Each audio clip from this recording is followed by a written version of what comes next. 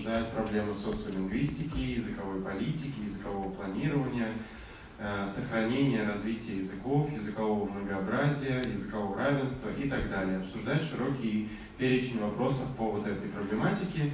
В прошлый раз у нас несколько недель назад, около 3 недель назад, была первая такая сессия. Выступала Смагулова. Вот, ой, Смагулова, извините, я не местный. Могу делать ошибки в фамилиях. Вот, сегодня у нас второе заседание. Обычно устроено это так, что у нас есть одна какая-то ключевая тема, по которой выступает докладчик, спикер, и эта тема задает как бы основу последующей дискуссии. Вот, сегодня у нас очередная тема. Докладчик доктор Кара Флеминг, известная вам, преподаватель КИМЭП, доктор философии. И тема сегодняшней нашей встречи – язык и диалект, язык или диалект. Вот. Я дальше передам слово Каре, соответственно. У нас Кара будет выступать на английском языке с такой почти параллельным переводом на русский язык, который будет делать Смагулова. Вот. И, соответственно, после этого мы будем рады, после выступления Кары, мы будем рады вашим комментариям, вопросам, каким-то приглашениям к дискуссии и так далее.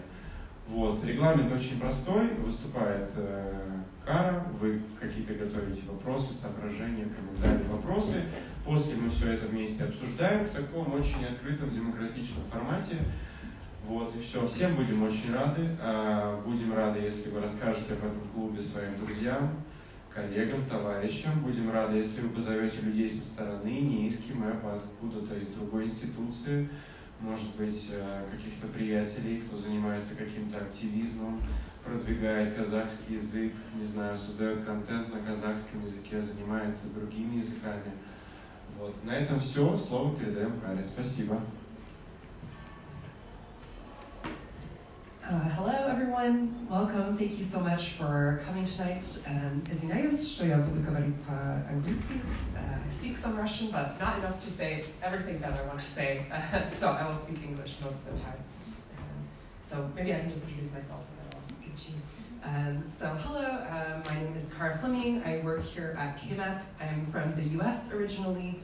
I'm a sociolinguist. I work on issues of multilingualism, language policy, language ideologies, what people believe about language, language and national and ethnic identity. Those are kind of my interests. So I'm really looking forward to discussing with you this evening and sharing some thoughts and hearing your thoughts as well. Кара Флеминг – это ассистент-профессор нашего факультета образования и гуманитарных наук. Она социолингвист, приехала из Соединенных Штатов, занимается вопросами национализма, языковой политики, языковой идеологии. И сегодня она расскажет про тему диалект и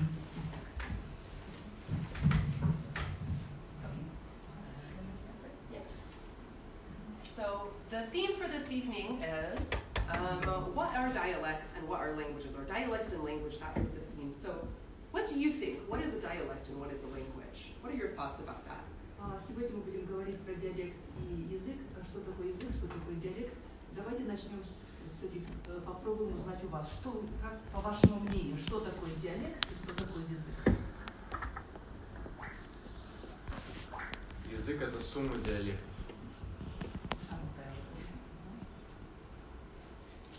Dialects are usually, in my understanding, kind of a subset of languages, and they're usually mutually intelligible. Ответ такой, что язык – это сумма диалектов, которые говорящие которых взаимопонимают друг друга. Any other thoughts? What is a language? What is a dialect? Еще варианты, мнения? Ну, самая распространенная формула – это то, что диалект – это язык, у которого просто нет своего государства, соответственно, нет армии и флота для обеспечения его статуса. Yeah. That's a really famous quote in linguistics. Yeah, dialect is or a language is just a dialect with an army and a navy. Yeah. Мы как-то обучаем студентов, мы говорим о том, что у диалекта есть свои разновидности, как вольная, это форма и на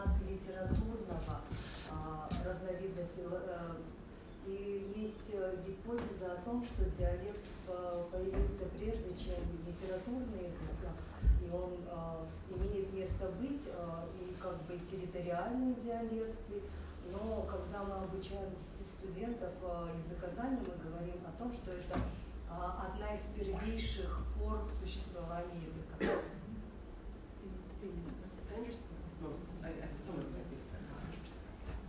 Okay, so that's the question that we're going to be dealing with, because they look like very simple terms, but they're maybe a little more difficult to pin down than we might think at first.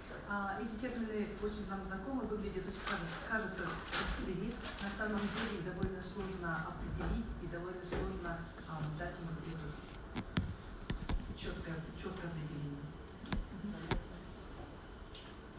So often, the kind of idea of a dialect that we often come across might be dialects as regional varieties of one language. So kind of like some of you said, the subset of a language. So here we have a dialect map of the UK, and linguists use this term in this way as well. Наиболее частое определение, которое приходит людям в голову, это региональные диалекты, как этой карты. То есть мы представляем себе, что диалект связан с определенным диалектом, с определенным регионом. So we could say that one possible definition is a dialect is a variety of language characterized by systematic differences in words and language structure. We can distinguish that from an accent, which is differences in sound, the way that we pronounce words. Everybody has an accent, right? Everybody has one. Вот что мы видим на этом слайде, есть определение диалекта, отличается от акцента.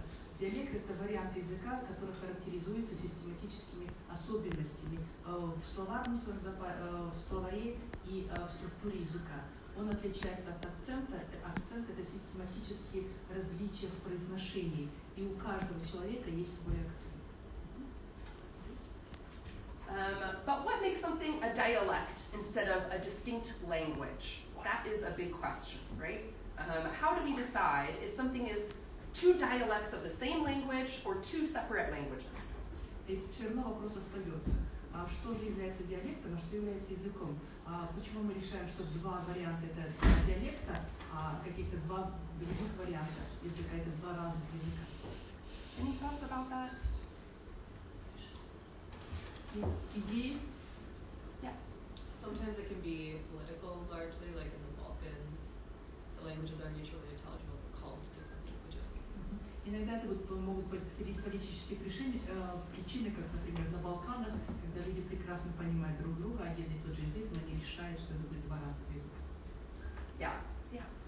Есть еще лексико-статистические различия. Считается, что если уровень лексических совпадений ниже 90%, то это уже разные языки. То есть, да.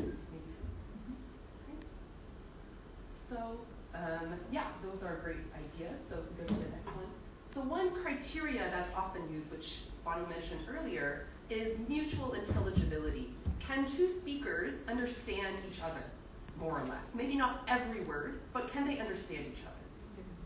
Одно из наиболее частых определений это термин mutual intelligibility, это взаимное понимание. Могут ли говорящие на двух разных диалектах понимать друг друга? Может быть, не полностью, но тем не менее они понимают, что говорят. So if yes, if they can pretty much understand each other, we might say that they're two dialects of the same language. And if no, we might say they're two different languages. Если говорящие понимают друг друга, тогда мы говорим, что их варианты являются диалектами одного языка.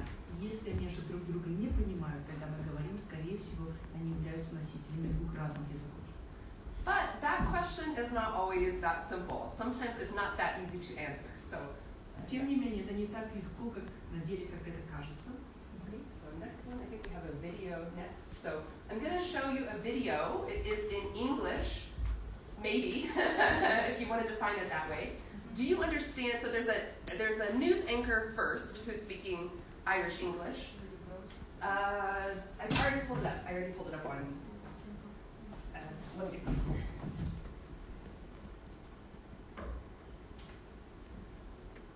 Here it is. Gardaí and County Kerry are investigating the theft of up to 60 sheep on Mount Brandon. One of the farmers is offering a reward for information leading to the return of the ewes, which are worth thousands of euro. And then find after them, that's right, and you and them, and you want to say, find after them. Last Saturday, Mikey Joe O'Shea brought his flock of Scotch sheep down from the mountain commonage ahead of lambing. He discovered over 50 were missing. Allowing for a number of deaths and strays, Mikey is convinced over 45 sheep have been stolen. So one night, there'd be a full moon there one night, and it should be bright out, and there could anyone up in the mountains for a night shift. Well, there was 45 sheep missing, like, in the lambs and everything, and the sheep just come out tonight with your money, like. To be done about it, nothing. So what? You know what? Now they're speaking English. They're really speaking English. Could you understand the speaker being interviewed? With difficulty, right? It's very difficult. I have spoken English my whole life. I could not really understand him without the caption. So, if you don't understand him, is he still speaking English? Если вы не понимаете, он все еще говорит на английском? Yeah, okay.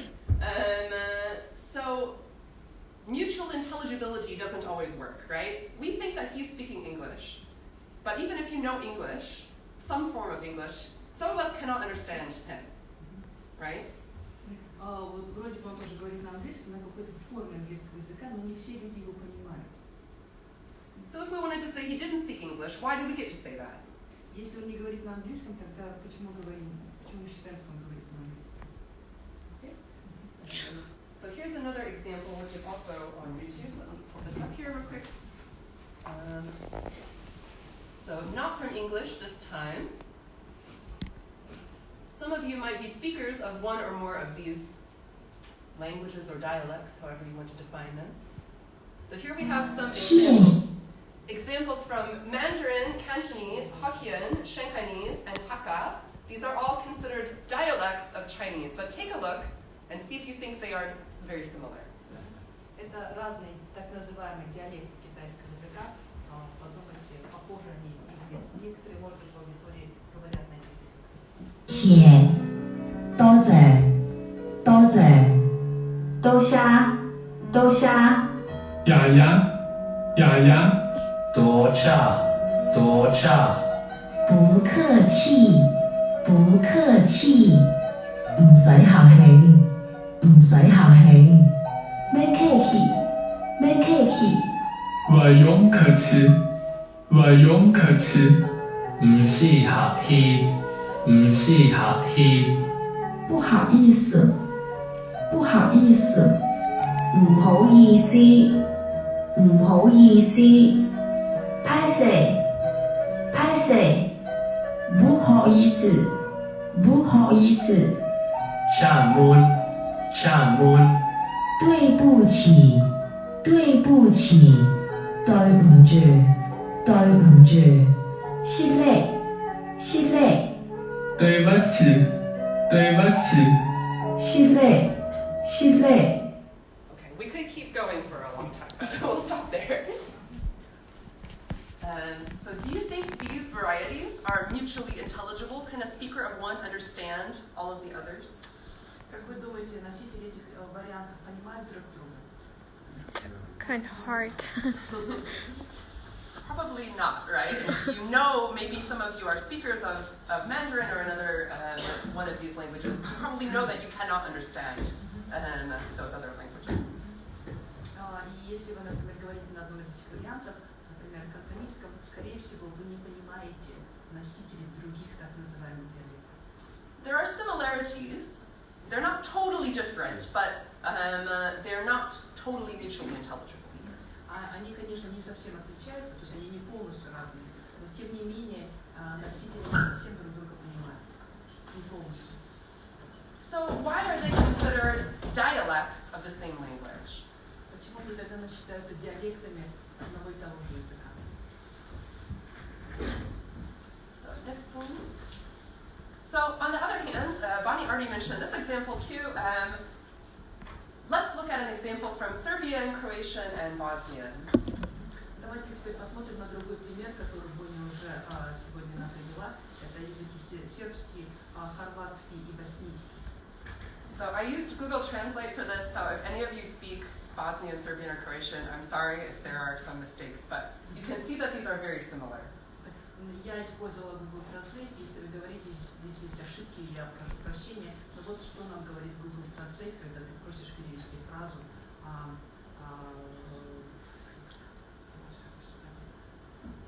ваш друг должен был в этом также заниматься вчера.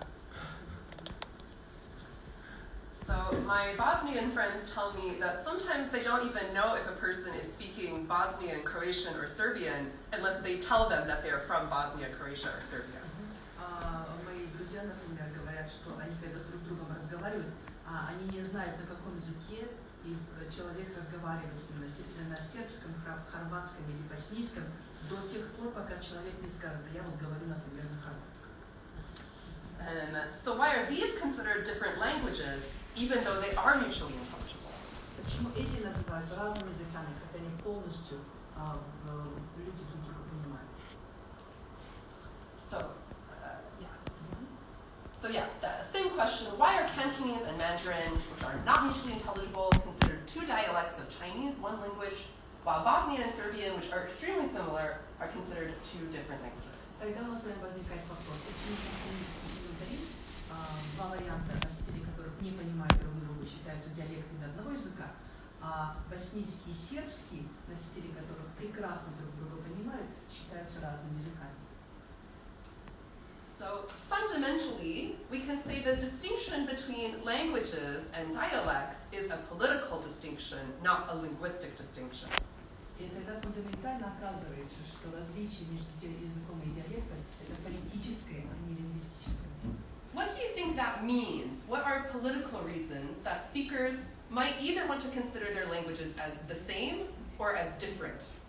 По вашему мнению, какие существуют политические причины, по которым люди решают, что они говорят на разных языках или говорят на одном и том же языке?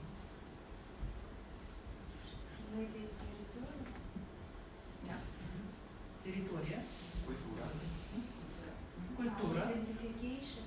Идентичность.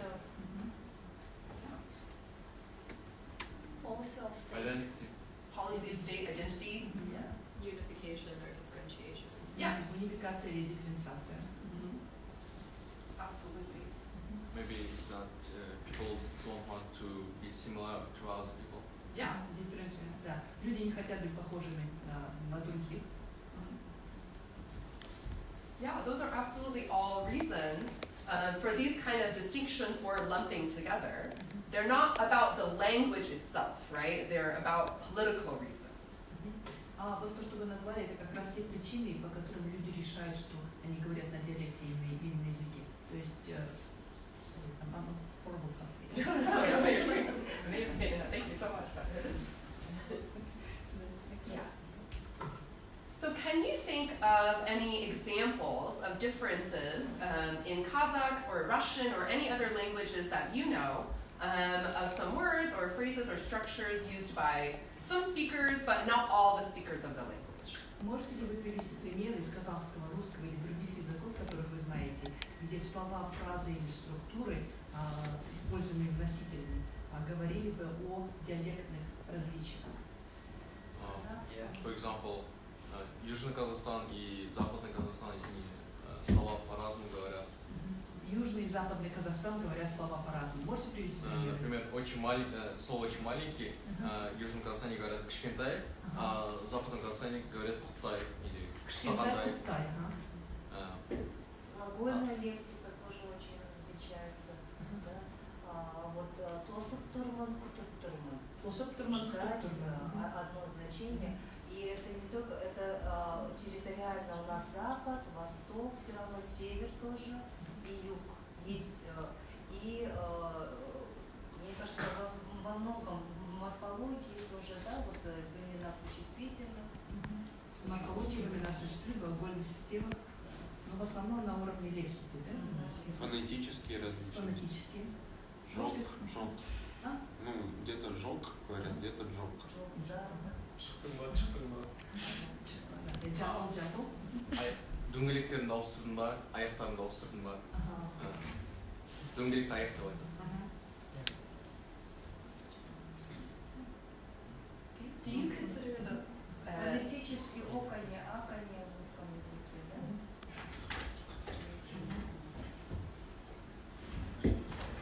Do you consider those examples to be part of the same language? Why or why not? Это различие, это все еще один язык или это или нет?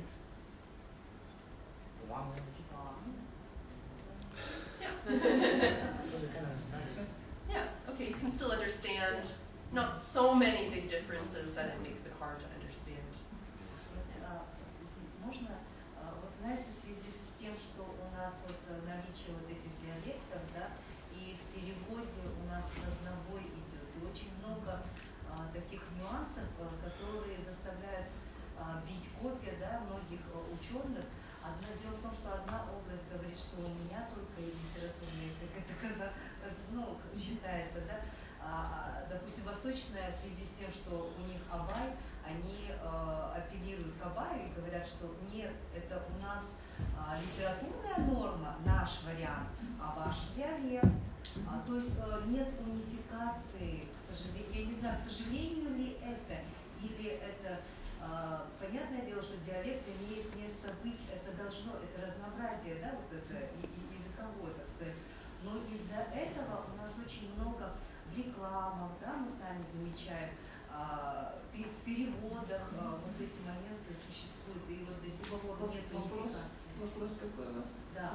Необходимо ли унифицировать диалекты, скажем так, и выбрать из этого наличия одну литературную норму, чтобы не было противоречия какого-то? So the question is, do we need to standardize languages and select one dialect and make it standard and ignore the others? Can I answer the question? Okay. У нас будет специальная лекция по этому поводу. Мы будем говорить о стандартизации, каким образом какие-то языки становятся национальными литературными, а какие языки остаются так называемыми диалектами. То есть почему происходит и что это за процессы? Процессы кодификации, процессы стандартизации – это тема для отдельной лекции. I'm going to talk about a little bit, not really about codification. But I'll talk about it. И Кара сегодня немножко об этом расскажет, но не полностью. So actually that kind of takes us into this topic. So sometimes people have this perception that dialects, there's a language which is the right way to speak, and dialects are not as correct or proper as the standard version. И поэтому у нас, поскольку мы различаем языки и диалекты, у нас у многих есть такое представление, что язык – это правильная форма говорения, а диалект – это не совсем правильная форма говорения. And people may even feel that dialects should be eliminated or suppressed. Некоторые люди считают, что диалекты вообще должны быть уничтожены или подавлены. Have you ever heard anyone about any language you know express ideas like that? Вы слышали такие мнения? Вот сегодня.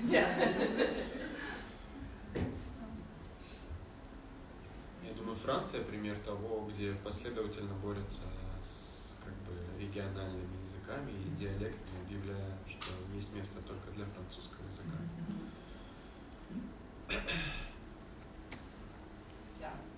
There are some regional dialects in the U.S. that a lot of people consider to sound like less educated. В Соединенных Штатах есть некоторые диалекты, которые люди считают, что это диалект не очень образованных людей. В России я встречал, что, например, можно встретить объявления от педагогов по речи, которые говорят: избавлю вас от регионального, например, удмуртского диалекта в русской речи.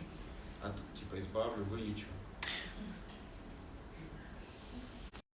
It's not something that exists everywhere necessarily, but it's quite common in many different parts of the world. И такое отношение к языкам и диалектам, оно довольно распространено, не везде, но тем не менее, это очень распространенное явление. So I want to show you some examples from the UK on this theme. Я хотела вам показать некоторые примеры из Великобритании. So here's a school in the northeast of the UK that sent home a letter to parents telling them not to use these phrases. Школа в Соединенных Штатах прислала родителям вот такую записку, где написано не использовать вот эти фразы или формы в своем языке. And the teachers said, we need the children to know there is a difference between dialect, accent, and standard English.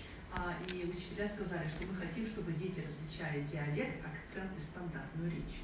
Okay, next one. Here's from a school in Sheffield, in the north central part. The headline says, the school bans slang. Здесь еще один пример со школы Шеффилда, где написано, школа запрещает сленг. Диалект называют сленгом. Okay. A school in Essex, which is near London, offered its children lessons to lose their accents. Школа в Эссексе, например, предлагает своим ученикам курсы для того, чтобы избавиться от акцента. And one teacher said, it's about helping the children to speak properly so they can improve their reading and writing and have a better education. И учитель говорит, что это мы помогаем ученикам говорить правильно, так, чтобы они могли нормально читать и писать, и это поможет им в образовании. Okay, I think I have one more. A school in West Midlands forbids students from using regional dialect words. Школа в Мидленде, это языке, right? Yeah, these are all from here. Запрещает детям использовать вот эти вредные региональные словечки. Okay. Sorry, one last one from London, basically the same thing. И опять-таки в Лондоне в школе написано запрещенные слова. Okay. So, from a linguistic perspective, we can't say that any dialect or language is superior to any other dialect or language. С лингвистической точки зрения мы не можем сказать, что какой-либо диалект лучше, чем другой диалект. So it doesn't really make sense in linguistic terms to say that dialects are worse than the standard language. Поэтому с лингвистической точки зрения мы не можем говорить, что какой-то диалект хуже, чем язык, или хуже, чем другой диалект. There's not really any evidence that speaking a non-standard dialect interferes with a person's ability to speak a standard dialect or to think or to read or to talk. И у нас нет никаких эмпирических данных, которые говорят о том, что если вы являетесь носителем диалекта, что вы еще не можете говорить на стандартном языке, то есть вы не можете одновременно говорить на двух разных диалектах, и что говорение на диалекте каким-то образом влияет на вашу работу, на ваше обучение. In other words, it's not bad for your intelligence to speak in a non-standard way. То есть таким образом нет эмпирических данных, которые говорят о том, что если вы говорите на диалекте, это влияет на ваши интеллектуальные способности, или это зависит от ваших интеллектуальных способностей. And we know from empirical research that children can shift and do shift between local dialects and standard English. И мы знаем из эмпирических данных, что дети and adults, right? And adults, yeah, adults too, but also children, yeah. Могут легко переключаться с диалекта с одного диалекта на другой диалект, с одного варианта на другой вариант. And it's not the case that learning standard English requires erasing local dialects. И если вы изучаете стандартный английский, это не значит, что надо уничтожить региональный и иной диалект. Instead, you can focus on extending the children's language abilities. Наоборот, что мы можем сделать? Мы можем расширить лингвистический репертуар детей. Everyone has the ability to change how we speak in different contexts. Мы все имеем способность говорить по-разному в разных контекстах. And all of us have to learn literacy and writing as a learned skill. И в любом случае, любой из нас, вне зависимости, какой у нас является основной наш диалект, мы должны научиться читать и писать, и это обучаемый навык. То есть вы не рождаетесь с ним. So if children can use both standard and non-standard dialect forms, why try to ban local dialect at school? Do you think that this kind of ban is likely to work? И если дети могут говорить на стандартном и нестандартном диалектах, почему тогда мы запрещаем их в школах? И как вы думаете, такое запрещение, оно сработает вообще или нет? No. Okay. Why not? почему нет? Почему не получится избавиться от диалекта? Actually, Вообще по жизни. Вот вам запрещают говорить на каком-то языке или диалекте, а он продолжается.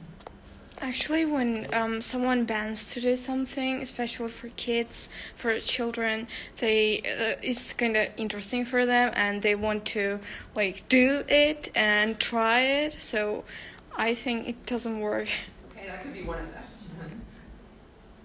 Я бы нам... Перевести, да? То есть ответ был такой, на самом деле, если детям что-то запрещать, наоборот, они будут вопреки вам, потому что это интересно, любопытно продолжать это делать.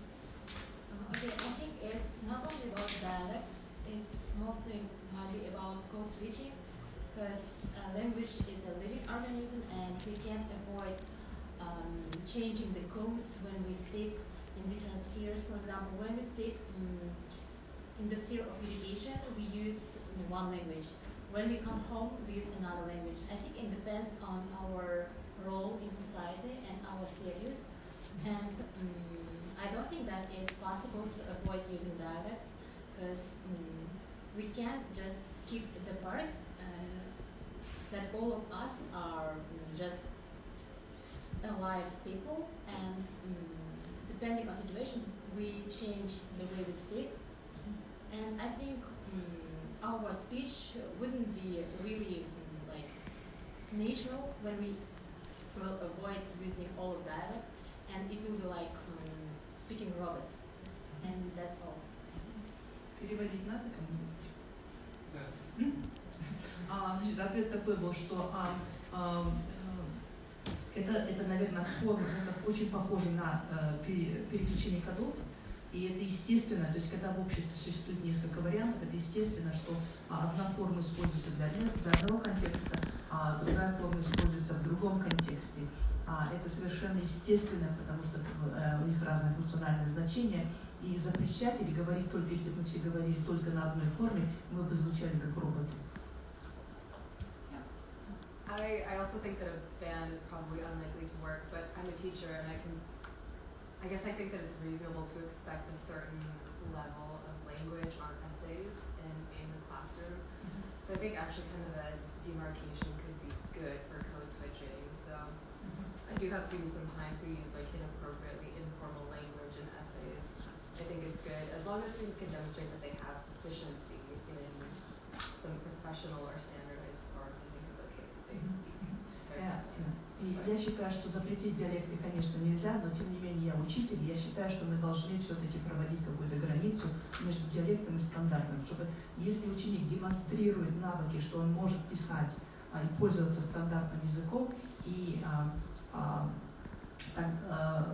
это нормально, но если вот будут постоянно проникать в формальную, официальное академическое письмо, какие-то элементы из нестандартного диалекта, здесь, наверное, надо работать. I think that's a great point because I don't think anyone is advocating for a total abandonment of trying to teach children academic English or academic any language. Это, наверное, очень хорошая точка зрения, потому что на самом деле, когда вот мы говорим, что язык и диалект имеют право быть, это не значит, что мы против того, чтобы научить детей правильному, стандартному академическому языку. But just that teaching, that acquiring of a standard or a formal language doesn't require banning or, denying the dialect. Но что это означает, что когда мы обучаем стандарт, это не значит, что мы полностью хотим избавиться от нестандартного варианта. Знаете, мне кажется, вот сейчас, когда прозвучало о том, что когда надо разграничивать литературную норму от диалекта, и это, во-первых, тоже это момент социализации ребенка, скажем, да, когда он овладевает литературной нормой, это будка, да, это хорошо. Но мне кажется, существование вообще диалектов – это проявление витальности самого языка, вот его жизнеспособности. Оно тоже вот влияет. So what you're saying is that okay, we have the literary norm and we have dialects, okay, and we need to differentiate that, but also maybe that having different dialects talks about vitality of language. Maybe the point is that we should teach our students to distinguish the difference between standard English and dialects, or any standard language and the language of dialects, and make them able to differentiate them and use them appropriately according to situations. It's a point. И, наверное, мы должны наших детей обучать в разным формам, чтобы они могли различить стандартные и нестандартные формы и пользовались ими в определенных ситуациях правильно. То есть могли выбирать, в какой ситуации какую форму использовать. So what kind of impact do you think that this, practices like we saw in these examples, banning or forbidding certain forms, what kind of impact do you think that would have on children? Если мы будем запрещать нашу нестандартную форму в школах, какое это влияние окажет на детей?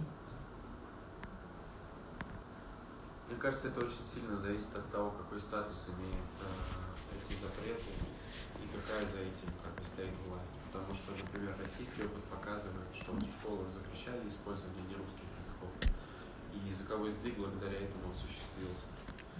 То есть из-за того, что статус школы, статус государственного института очень высокий, гораздо выше силовой позиции, скажем так, местной общины, им очень легко удалось заместить и диалекты, и региональные языки. Наверное, в случае Англии там есть такое, на местах уважение к своему идиому, и поэтому у людей есть некое сопротивление, и невозможно, наверное, благодаря таким школьным мерам заместить полностью используемый ими диалект. Но мне кажется, в той же Шотландии сдвиг же произошел в пользу, например, английского языка вместо гэлика. Поэтому благодаря школьным мерам, в том числе и в том же Уэльсе. Поэтому я думаю, что эти вещи, в общем, работают. Разница только в том, какой силовой потенциал стоит. Какова силовая, разница между институцией и местной общиной.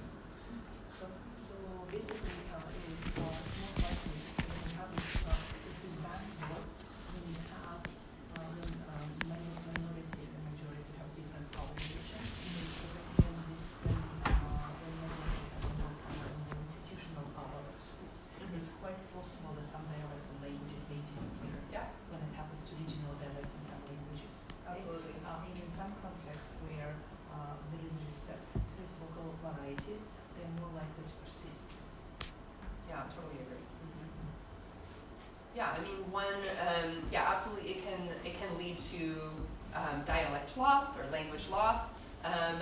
There's also been numerous studies that say that children who face this kind of policy don't want to interact in school anymore. They just don't want to talk. То есть на макроуровне, конечно, может происходить замещение и исчезновение языков и диалектов, но еще у нас есть эмпирические данные, что когда детям запрещают говорить на их нестандартных диалектах в школах они вообще перестают говорить. So this can actually have a really damaging effect on children's educations. Instead of teaching them to speak properly, it teaches them to withdraw from education. И вместо того, чтобы научить их говорить на стандартном, мы учим их не участвовать в этом образовательном процессе. То есть они в школе просто молчат. So speaking or not speaking a regional dialect has no connection to your general level of intelligence.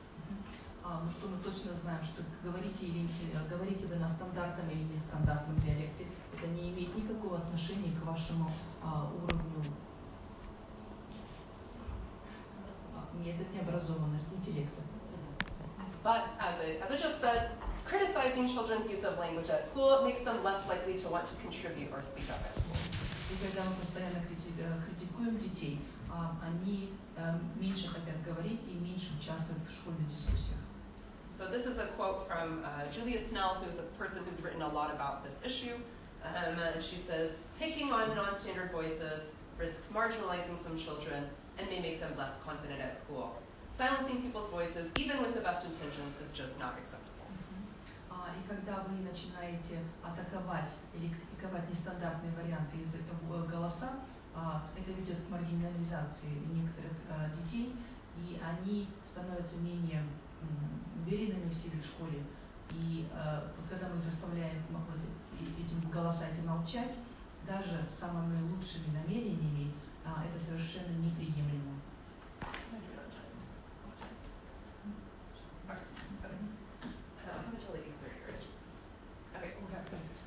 Until 8.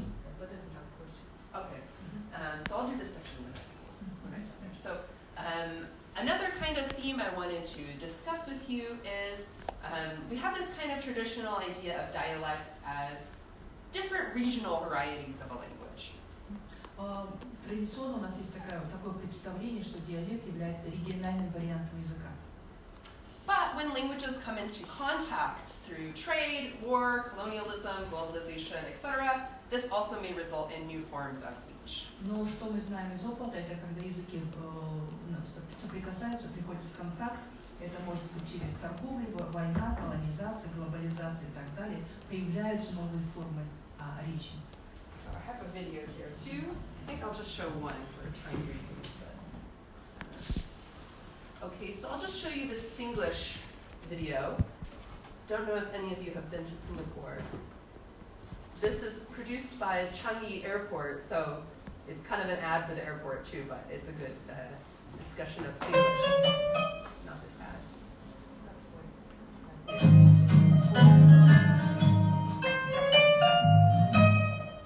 А как вы провели выходные? Начали вперся? Веселились? Hey, welcome back to Speak with Singlish. In today's episode, we're at Changi Airport's Terminal 4. Ever wondered what the difference is between la and le? Today, we will learn about Singlish sentence modifiers. Trying to check in? Since we're at Terminal 4, you can make use of these automated check-in machines. Check-in at Canada. The tonality of ah suggests the speaker is asking a question. Using le also carries a questioning tone, but connotes disbelief and skepticism as well. Just like you say, the little was there. Ken! Well, even luggage also can auto-drop-on-day. Le can be used to express incredulity, disbelief, or surprise at a recent discovery. Oneself check it oneself. Luggage drop also use high-tech closing machine. No wonder people told me T4 is not a budget terminal. Did you get the perfect shot? Wow, it's somebody there.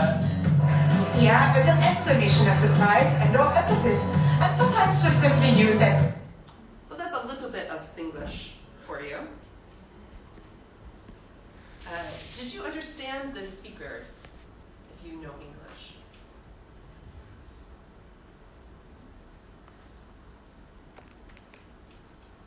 Вы понимали говорящих журналистов?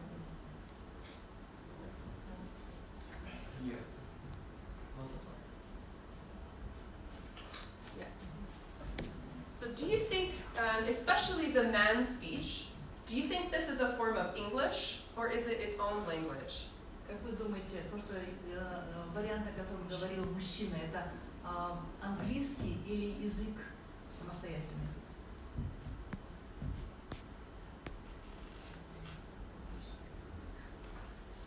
Hard to say, maybe, right? Hard to say. So complicated question, yeah. Трудно сказать, это сложный вопрос.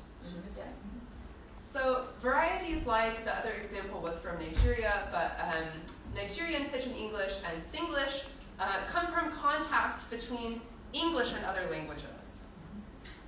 Вот такие варианты, как на нигерийский пиджин, он возник на стыке в результате контакта английского и других языков.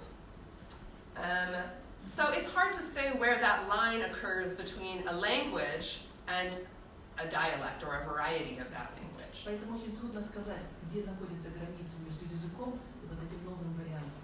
In Singapore, for instance, many people speak both fairly standard English, like the woman in the video, and more Singlish, and they just mix them depending on the context.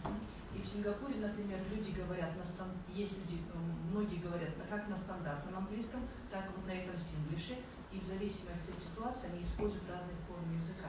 Ну, наверное, let me give an example from local. Если у нас в нашей культуре у нас есть чистый стандартный казахский язык, но у нас еще есть смешанный шалоказахский, который мы используем в определенных контекстах. А если вы посмотрите на русский, например, есть стандартный русский, но есть и тросянка, который очень смешанный вариант между белорусским и русским языком. И там очень сложно сказать, что это белорусский или это русский. На границе Норвегии и России тоже есть свои собственные диалекты, которые трудно определить, это норвежский или это русский язык. Yeah. Is there a line between, just mixing two languages versus when it becomes a pidgin or some new language? Like I could speak English and mix in a few Russian words, but I wouldn't consider that a new language. I don't know. Вопрос такой, существуют ли границы, когда мы говорим, что вот это отдельный язык, а это язык с какими-то вкраплениями. Yes, we actually distinguish that. We talk about borrowings in a particular language, and in code switching we distinguish between different types of code switching. So you always have a matrix language. So looking at the grammar, you can define, you can tell what language is the basis. Yeah, but I mean, it's also about, is it practiced among a community? Is there a community of speakers doing something? Был вопрос, то есть как мы можем ли мы различить, когда вот у нас отдельный язык или это язык с вкраплениями? И обычно в социолингвистике мы говорим, является ли это практикой для определенной группы людей. То есть это не единичный человек, да? А если группа людей так говорит, то, скорее всего, речь уже идет о каком-то социалите. But sometimes it is blurry, so yeah, sometimes it's hard to say. В некоторых случаях очень сложно сказать. So maybe I shouldn't get into this. Maybe I should just go to the. Let's talk about. Okay. So then that brings us to my last question: what is a language in the first place? И тогда у нас опять возникает наш вопрос первый. И тогда все-таки что такое язык? So all of us, even if we are speaking English or Kazakh or Russian, speak in slightly different ways. Все мы говорим немножечко по-другому. Or no two speakers are exactly alike. Два носителя языка никогда не говорят одинаково. So more and more linguists are questioning whether we can define where any particular language begins and ends. Ведь все больше и больше лингвисты задаются вопросом, и у нас мы очень критически к этому относимся. Actually have clear boundaries. Boundaries like that are socially produced. Языки, естественно, не имеют границ. То есть, если они создаются, эти границы, то они являются социальными. So you can ask questions like, is Los Angeles an English word? Is Chicago, which comes from a French interpretation of a Miami and Illinois word, Chicago, is that an English word? Такие слова, как название Лос-Анджелес или Чикаго, являются ли они английскими словами? Чикаго, оно произошло из французского произношения в Майами, Иллинойсе, от слова индийского слова Чикаго. Kind of rhetorical questions. So, two anthropologists described how missionaries in West Africa kind of constructed the languages Wolof, Fula, and Serer.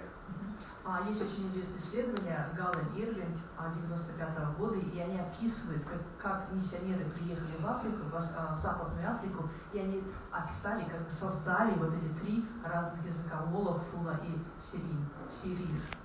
People in this area were just living their lives, speaking in related varieties without thinking of them as separate languages. Люди в этом регионе жили спокойно, друг с другом общались, говорили на немножко разных вариантах и не думали, что у них это разные диалекты или разные языки. European missionaries created these languages. They described them in a way that made them seem rigid and as different as possible from one another. И получается, что европейские миссионеры описали их как три разных языка с определенными границами, то есть они искали различия. And Gall and Urban explained that similar processes created distinct languages from a whole spectrum of language use in the Balkans, like, for instance, Macedonia. И похожие процессы происходят, когда мы создаем различные языки, когда у нас есть различные просто существуют лингвистические практики, например, как на Балканах, допустим, македонский, equilibrium example. Такие же, например, у нас были примеры то есть, между норвежским и шведским, это практически один и тот же язык, но со временем, вот, когда они разделились, Швеция и Норвегия стали разными государствами, появляется лингвистическая разница. Да?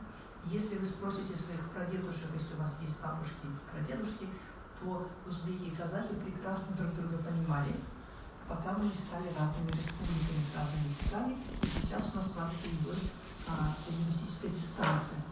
И мы меньше, молодежь сейчас меньше понимает, молодые узбеки меньше понимают молодых казахов, чем это делали наши предки. So think about other phenomena like color or time. Where does one color begin? You can say that this is red, for instance, but where exactly does red end? Поэтому очень трудно сказать, вот, например, вот это вы можете сказать, это красное, но как можете ли сказать, где кончаются границы красного? And even with colors, we can say that different languages divide them up differently, right? Kazakh might call all of this one color. И в казахском, например, или когда смотрите на различия в языке, эти цвета могут называться по-разному. То есть одни и те же, вот мы смотрим на картинку, и в разных языках мы называем по-разному. Okay, I think that's pretty much all that I had. So that's my thoughts for food for thought or questions for you. Love to hear more of your questions and discussion. Это все от меня. Мы ждем ваших вопросов.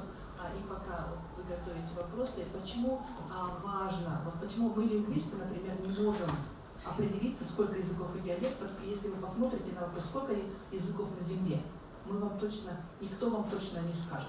Кто-то говорит 5000, кто-то говорит 7000, кто-то говорит 8000, да?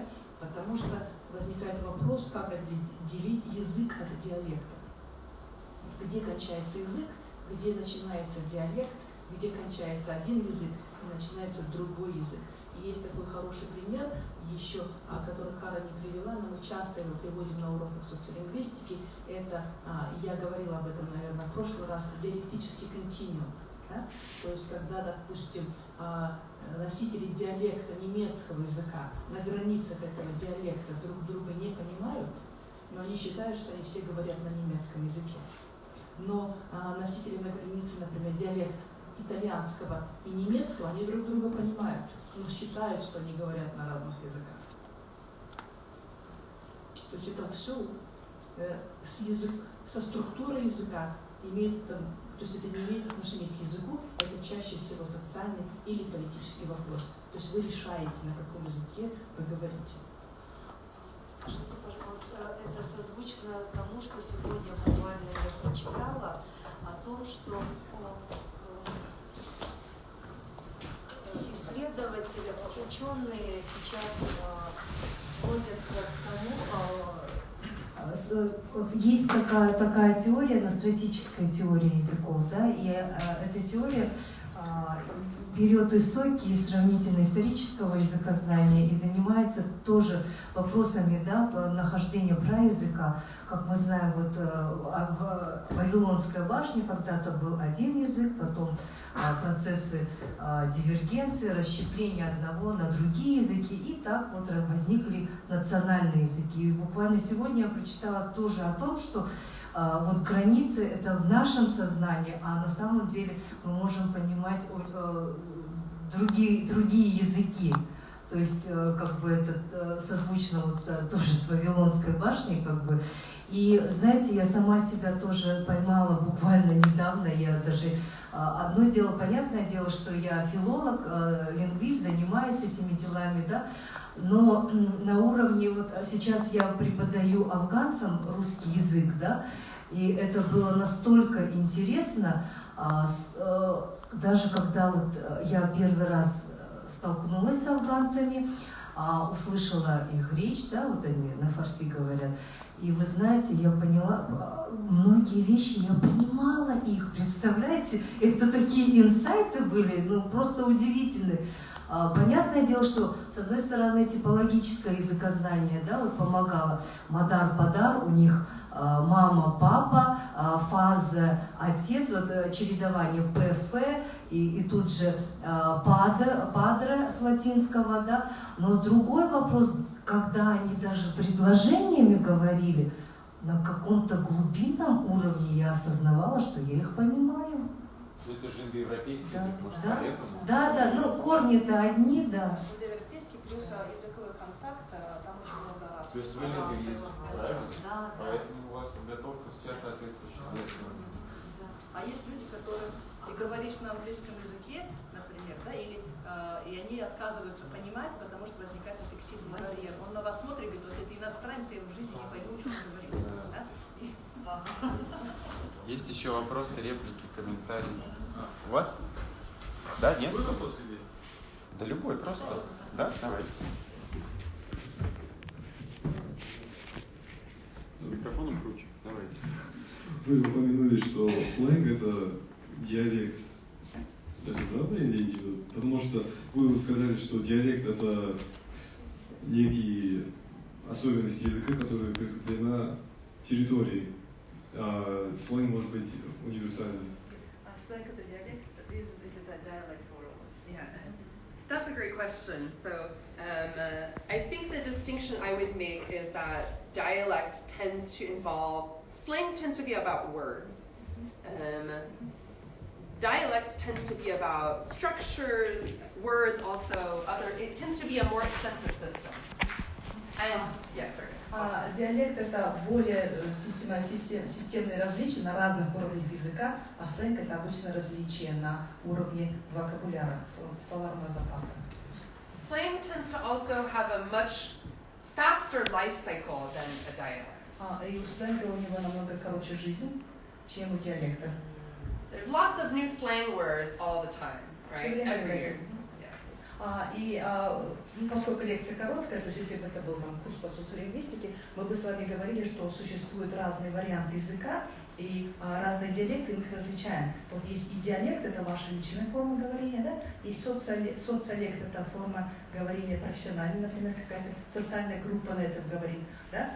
Врачи, допустим, да? Или там, наши, в прошлый раз мы приводили пример полицейские, когда они отчеты пишут свой, да? То, как мы говорим, договор или договор, да? Или осужденный, осужденный, это вот варианты профессиональные и социолекта. А есть еще региональные диалекты. То есть они, там много разных форм этих диалектов. Вопрос.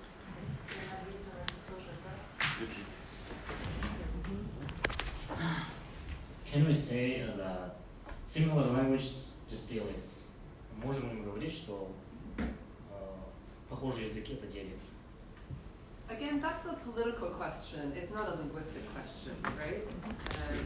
It depends on the politics of that area more than the similarities between languages. Можем ли говорить, что похожие языки являются диалектами? И Кара отвечает это политические вопросы, которые примеры мы вам приводили, допустим. Вот киргизы, казахи, например, похожие, очень похожие языки. Точно разные.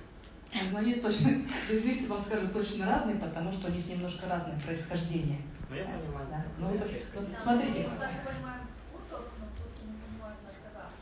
Я думаю, что вы турков тоже не до конца понимаете. А только в той степени, в которой вам как бы приятно думать, что вы понимаете. Потому что, смотрите, и это, наверное, надо будет сделать нам отдельную лекцию, рассказать, то есть почему нам кажется, что некоторые языки похожи. С одной стороны, это может быть генетическое сходство, да? То есть они произошли с одного источника.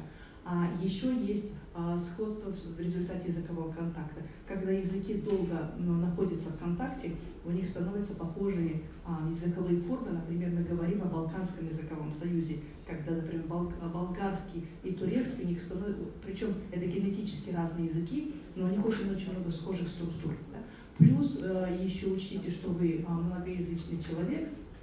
Когда вы говорите на многих языках, вот ваш репертуар расширяется, и вам кажется, что вы там больше понимаете. И еще когда мы говорим о знании языков, да, там есть полное владение языком, а есть, когда вы просто различаете языки. Да? То есть если я вам скажу «Легара такабел», Карол пробовала, я не знаю, така дала іменно.